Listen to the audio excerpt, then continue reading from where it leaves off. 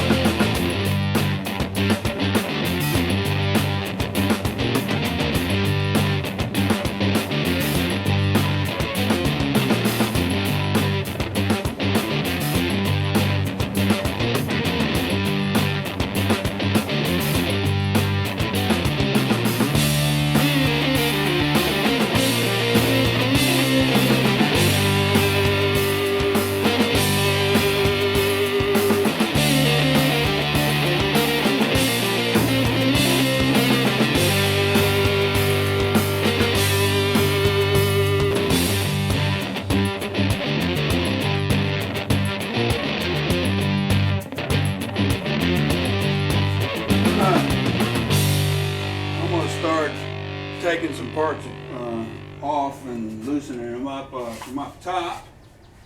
I'll just leave right there for now. I'm not going to go underneath the truck yet, so I'm going to do it all up top. I'm going to start with the electrical connections here on the starter. I've already disconnected the battery. This is actually, this bolt on the starter is a 5/8, and it's really sort of like a main junction point for your battery positive lead. Instead of all the wires running back to there, the main battery feed comes here to this terminal, because that's where you need most of your current anyway, and the rest of the electrical for the truck picks up from this point. Now I put this starter on new back in when I first got the truck running, so I'm going to keep that starter no matter what I do, because, and another good application for it is it'll bolt directly up to that 54-235, as it's got the that engine was still 6-volt, so the amount of teeth on the flywheel and the amount of teeth on the Bendix are the same. When Chevrolet went to the 12-volt system, well, they changed the teeth count on the flywheel, which and the pinion of the starter, which of course they aren't interchangeable. They'll you'll ruin either one or both if you try to put mismatched gears together. So anyway, that starter will actually work on that 235, so that's good. So that's actually done. I've got some linkage to disconnect here going to the starter for the Stomp starter. But now I'm going to go ahead and take this coil off. Now I'm going to take the coil off because I'm going to try a neat new way of that I've seen on the internet on pulling this engine, an engine hoist connection point, and I'm going to have to make up a plate to bolt right up here where the coil goes, and then I'll get over on the other side. That way I don't have to pull a head bolt. And if the pull goes as good as I hope, that's how I'm going to use the same method to lift the that 235 and put it in. I don't want to break loose any head bolts if I can avoid it. And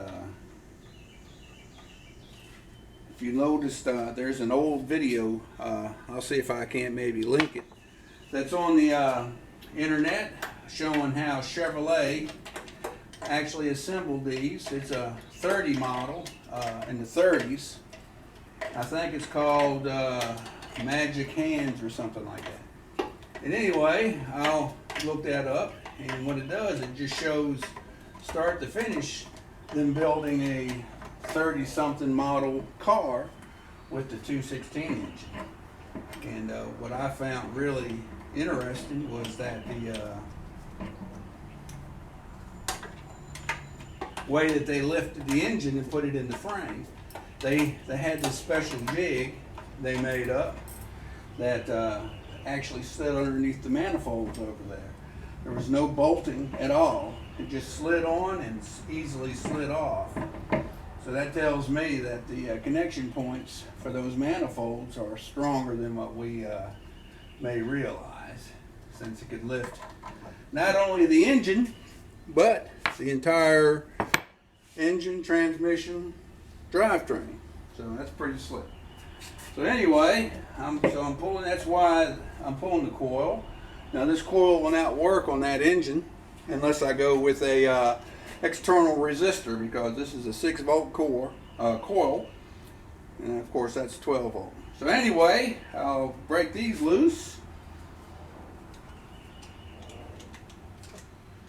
and most of the electrical will be done. Disconnects for this engine, and we're looking at just the mechanical parts. Okay, here we go. Here's the coil. So anyway, I've got some errands to run, so I shall return.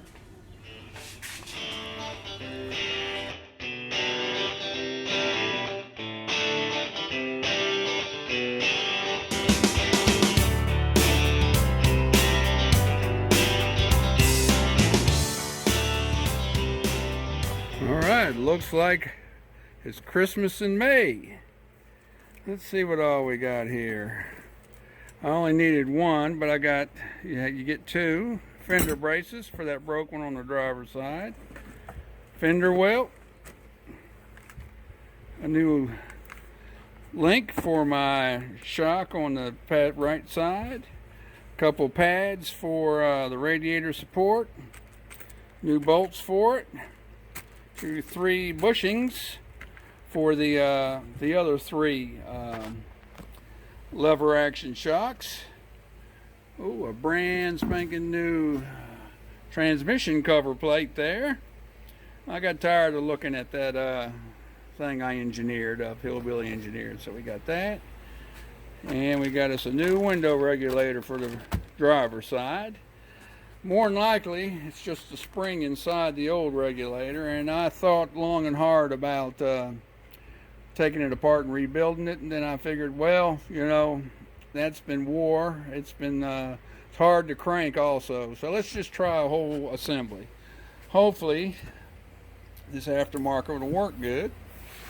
And my clutch come in. How about that? There's a new clutch plate, new pressure plate. Alright, new pilot tool, clutch alignment tool, throwout bearing, and somewhere in here is the new pilot bushing. Also includes this bearing that I don't have any idea what that's for at this particular time, but we'll figure it out. So anyway, the parts are here. It's the fun begins.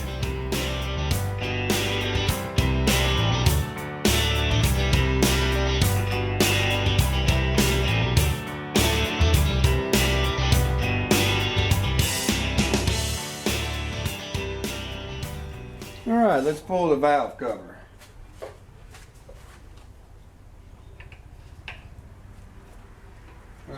Phillips head screw that has a clamp here that secures the fuel line and the vacuum line and the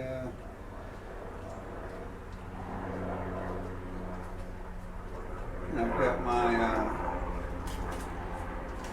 vacuum line to the windshield wipers tied onto it also. Get that up and then get this out of the way.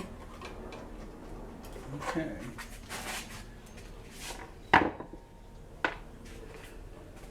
2 9/16, 5/8.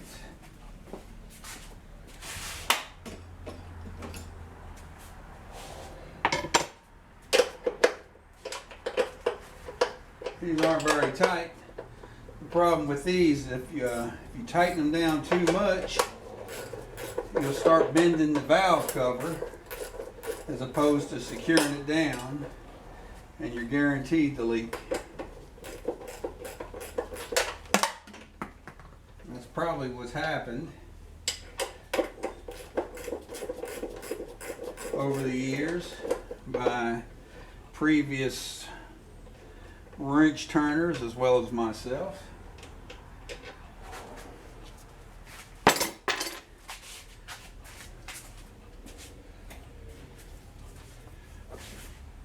A magnet will save your back, unless the nuts are aluminum. Oh, how about that? Huh. Well, who would have thought that?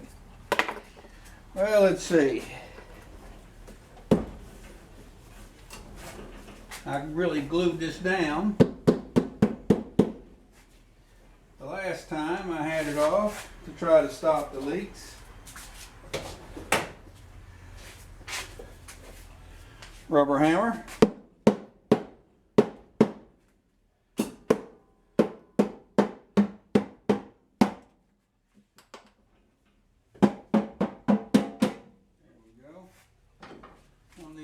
Too much. And oh, look at all that condensation. This engine has had so much engine blow by that the condensation was always a problem. And let's see, here's a close-up, and look at this, that milky, look at that. You would almost think there was a coolant leak, but there was never a coolant leak. That was all condensation, and that was mainly from winter running. In the summertime, well, let's say once the temperatures warmed up in the spring, summer, and fall, I had no problem with condensation like that. So anyway, just thought I'd point that out.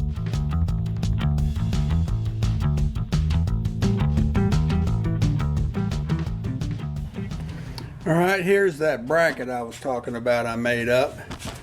This is going to be the right side engine lift. And you can see here that I'll hook the chain to this bolt here.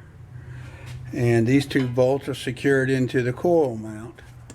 And I'll wrap the other end of the chain around the intake manifold on that side, and we'll attempt to lift it that way.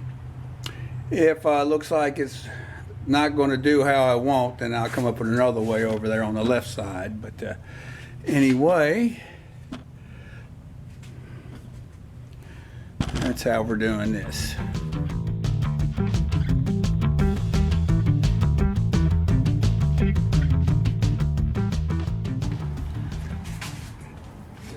Alright, this is the water temp sender right here. It was a 9/16 wrench. I already broke it loose. And you can see the bulb as it comes out. We'll swing him up over out of the way.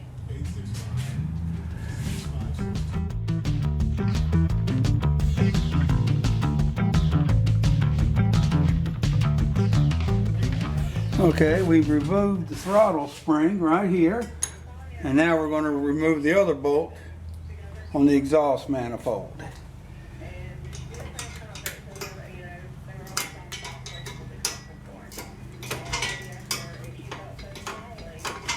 These hadn't been on that long, so, well, I guess they have been a couple of years, but they haven't been on long enough to rust it on. So they're coming off. The other side came off pretty easy. And this would come off easier if I would go underneath there with a long ratchet, air ratchet. Now the top's turning, and that looks like it's 3/8.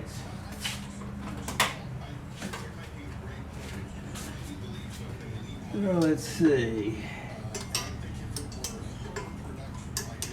It may be a metric. Yeah.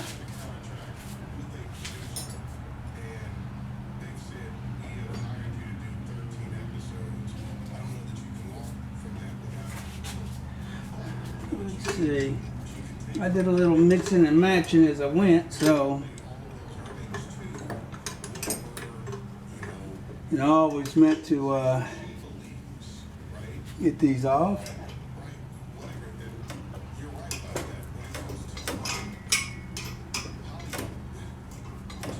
I don't know if you're seeing this or not. Everything's in the way. And I put this on with the clip on. Isn't that amazing? All from underneath, no doubt. I'm just trying to get all the top work done before I go underneath there. And there we go. Kind of dropped faster than I wanted, but that's all right. We can strap it up out of the way.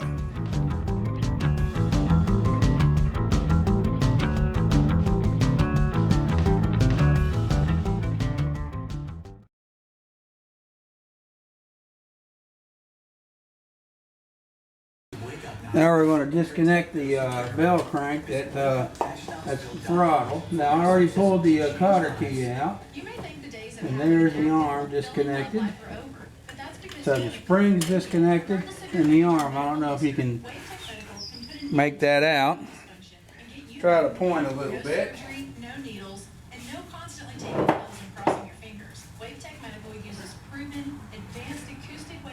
There's the throttle return spring right here.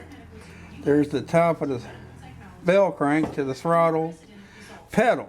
Now that'll stay, that arm will stay because I'll be reusing that.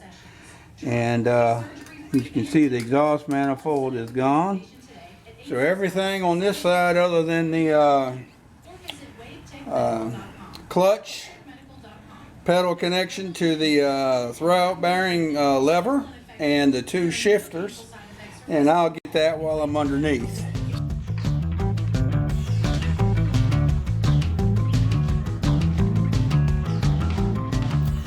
Disconnecting the Stomp starter button. That's a 13/16 inch I used. You can see that's coming off. And I just put that little boot on. I'm gonna have to work him off. That's a brand new boot, but I'll take him off so I can get the rod to go.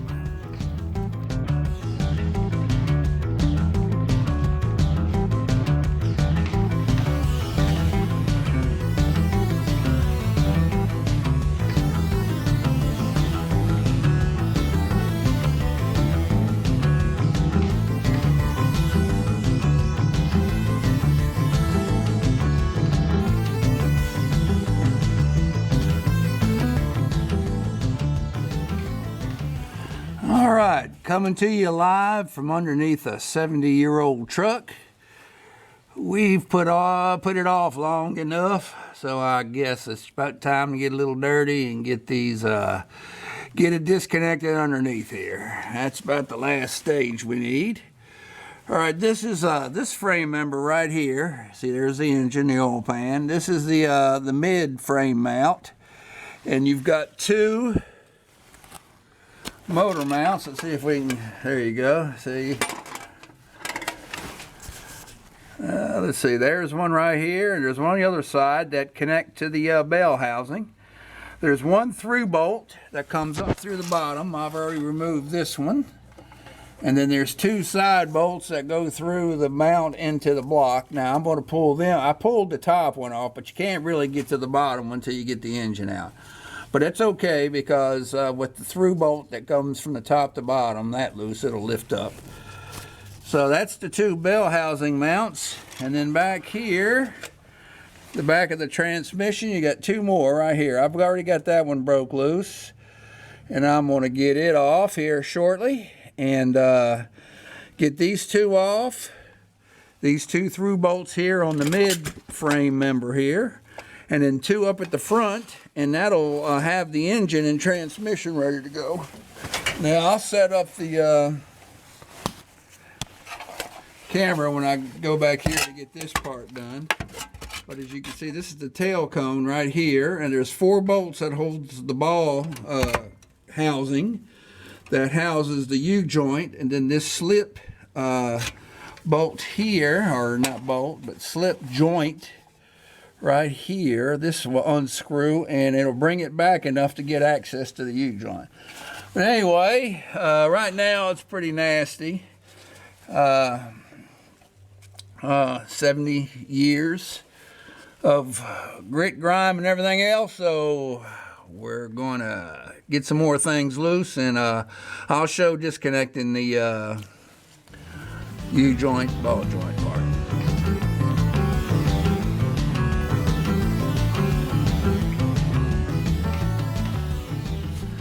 Okay, now we've got all the bolts loose, all the mounts. Now we're going to get that slip joint right here, and there's 4 bolts that holds this ball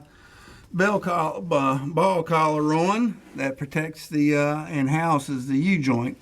Now I've already broken everything loose so I could speed everything up. This is ready to unscrew also. So I'm going to try to switch to a better view and see if we can't knock it out.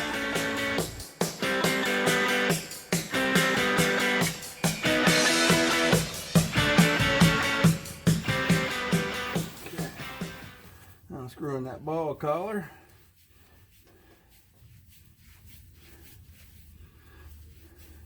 It really wasn't that tight anyway. There's 2 steel washers, and in between some sort of a packing to try to seal that. And based on all the oil and grease I see splashed everywhere, I don't think that was sealing very good. I don't know what's going to come out of this once I drop that once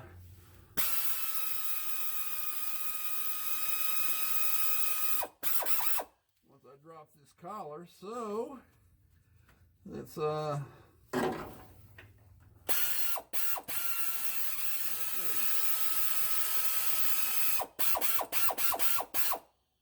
are 1/2-inch bolts there.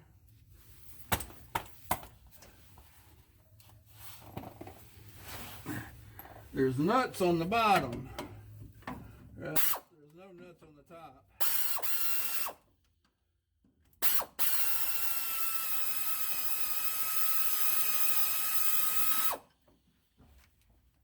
There's so much packed on grease that you can't hardly get a good.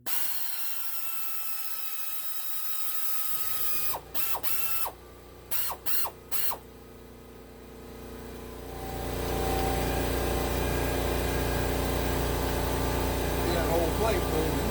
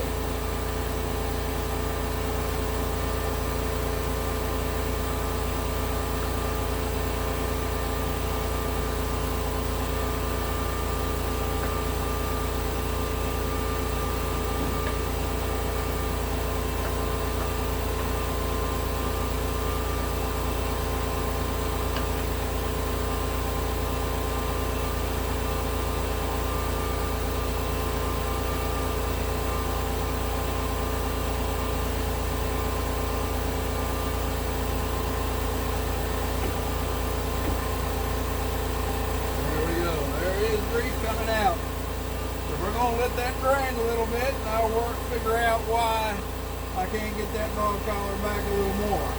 But anyway,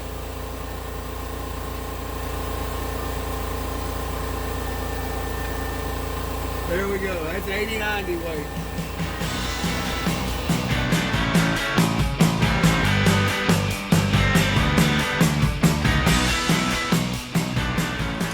Okay, after much ciphering, I've determined this cross brace right here at the rear of the transmission is going to have to come out to get this rear brake mount out right here, so I can get the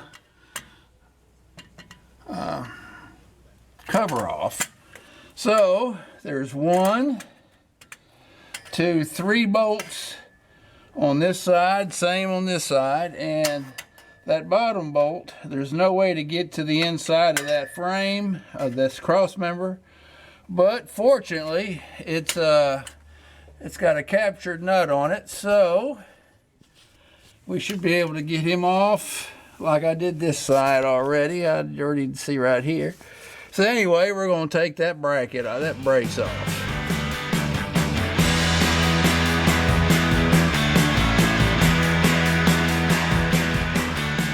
Okay, now we got the bell crank here slid back out of the way, and now you can see the U-joint. There's this side. Now there's 2 metal tabs on both of these nuts that they actually lock down the nuts to keep them from spinning. So you got to tap them back. I used a screwdriver and a very small hammer to tap them loose, and then I broke these loose. As you can see here, I've got the U-joint use now, so I can get this clamp off. Now I got to get this one off, and then the one on the top side I'll spin it around to get it to the bottom because with the wheels jacked up. And then the drive shaft, the spline part should slide back enough. When that happens, that should free it up, and I'll be oh so close to getting this whole assembly finished.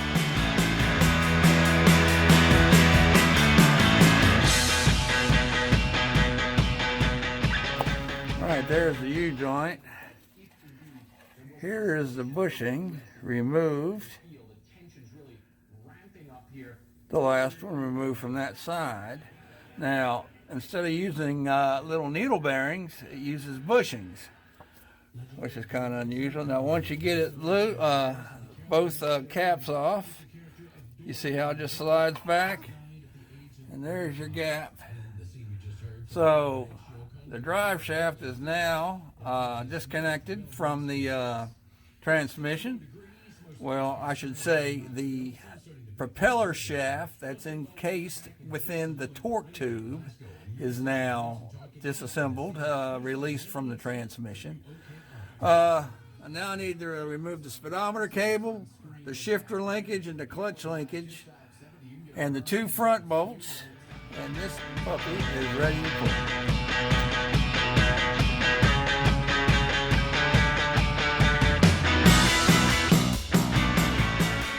All right, now we're over here on the shifter side. Now what I did is I pulled these cotter keys here, these cotter pins, and there's a spring right there that holds the linkage up tight to the levers. Now my shifting is adjusted perfectly. I mean, I don't want to take these clamps loose on the transmission at all, so I just pulled the cotter keys and pulled the linkages out. That way it'll line back up when I put it back. And on the clutch, there was an arm that goes right here to this lever. This goes up to the pedal. You hear it up there? So you see it moving? Now, I removed the cotter key on it, put the bracket out, and that leaves all that clutch linkage attached to the transmission but not to the truck. So that's loose. And now we're going to pull, I've already broke this loose with channel locks, and that's the speedometer cable right there from the transmission. So it looks like we are done under here other than the front 2 bolts on the front motor mount. So we'll go on to there.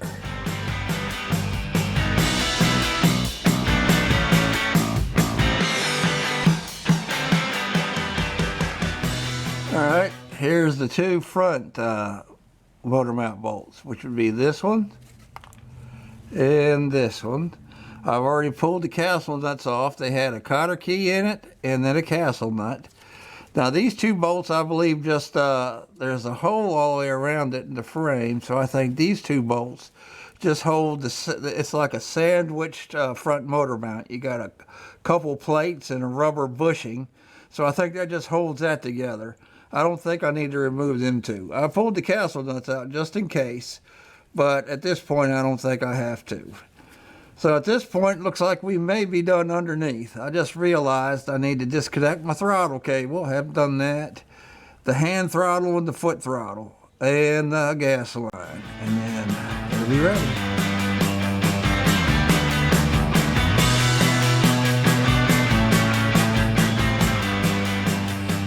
All right. I've got it broke loose, but I'll show you what we got going on here. Right now I have no place to put it. I'm going to have to build up a stand or something. But here he is, ready to come out. I believe that was the Stomp starter linkage that just popped out. And it was. Okay.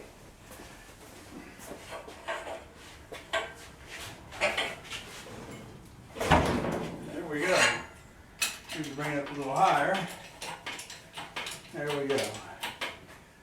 Alright, well, looks like my brace is working good. We're broke loose everywhere. Well, I didn't show where I disconnected the fuel line. Alright. And I didn't show where I disconnected the oil sender. We'll swing him out of the way a little bit. And there's the throttle. Alright, good deal. Now, I'm just going to let it rest back down until I can figure out how I'm going to store this thing and where I'm going to put him. So anyway, it would just be a matter of just raising a little bit more and I could swing it where I need it. So,